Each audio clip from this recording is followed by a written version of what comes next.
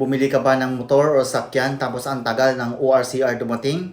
Dapat yan, as per LTO, meron ng ORCR ang iyong motor kahit na yan ay installment o cash within 5 working days. Pinakamatagal na, yung 11 working days. Dapat yan ay hawak na ninyo ang inyong mga ORCR. Kung wala pa, narito ang inyong gagawin. Narito ang statement ni LTO ASEC Marcos Lacanilao regarding sa issue ng mga kasa na nadidelay ang mga ORCR na ibinibintang sa LTO na sa LTO daw ang matagal. Pero ayon sa LTO ASEC, hindi sa kanila ang problema, kundi sa kasa mismo.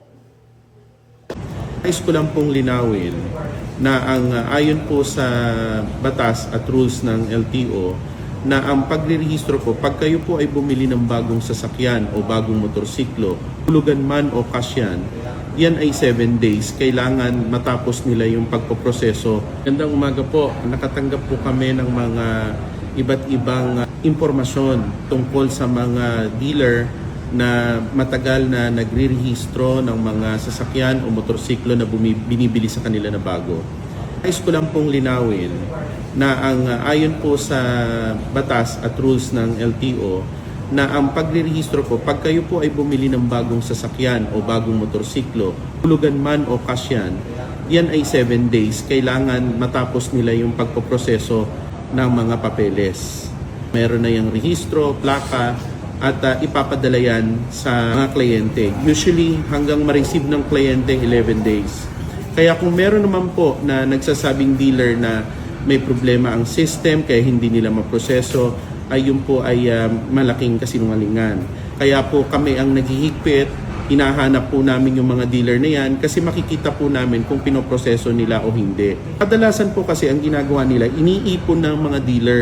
Pag nakabenta sila ng 5 sa maghapon o 10, iipunin nila ng marami, tsaka lang nila ipoproseso sa LTO. Usually, ang nakita ko dito, minsan inaabot ng 1 buwan, 2 buwan, lalong-lalo na sa mga motorsiklo. Bawal po yan. Kaya po, reklamo nyo po sa amin, may kaukulang parusa o penalties ang aabutin po ng mga dealers na yan. Hindi po pananagutan ng mga bumili yung mga penalties na yan, kundi ang mga dealer. Hindi po dapat pinahihirapan yung taong bayan, lalong-lalo na yung mga binili at pinaghirapan nilang perang pinambili nila sa mga sasakyan na yan. Ulit-ulit nga pong pinaalala ni Pangulong Bongbong Marcos at ni Secretary Giovanni Lopez na huwag pahirapan yung mga tao at practice silang alalayan at makuha nila ng tama sa panahon ang mga papeles at plaka nila. Kaya po ito'y isang paalala rin sa mga dealer. Alam po ninyo yung mga bawal na ginagawa ninyo. Kapag kami po ay naka-receive ng mga reklamo ng mga dealer na gumagawa po niyan, ay masusyokos yan at delikado pong mapasarado namin yung mga dealership na yan. Yun naman pong mga kababayan po natin na may mga reklamo tungkol dito, meron po kaming page kung saan tinatanggap po namin yung mga reports o yung mga sumbong, yung i-report mo kay LTO Chief. Pag-report po kayo doon, ipadala po ninyo yung sales invoice ninyo o yung katunayan na pinagbilihan ninyo doon sa kasa o doon sa showroom. Hulugan man po o cash, kailangan po tapos po yan ng 7 days. 11 days nasa sa inyo.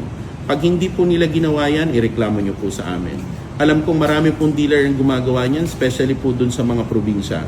Kaya yun po yung maling practice na hindi na dapat ginagawa. Padala niyo po ang reklamo ninyo, sumulat lang po kayo ng complaint, picturean ninyo, tapos ilakip ninyo yung resibo na pinagbilhan nyo ng sasakyan o motorsiklo, ipadala niyo po dun sa i-report mo kay LTO Chief para po ma-actionan po namin kaagad. Maraming salamat.